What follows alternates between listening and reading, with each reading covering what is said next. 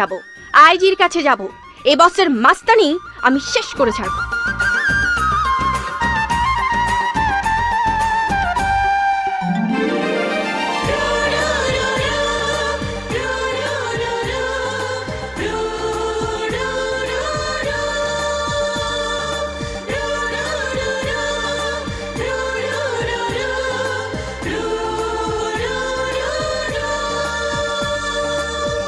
বস আমার মাফ করে দেন বস।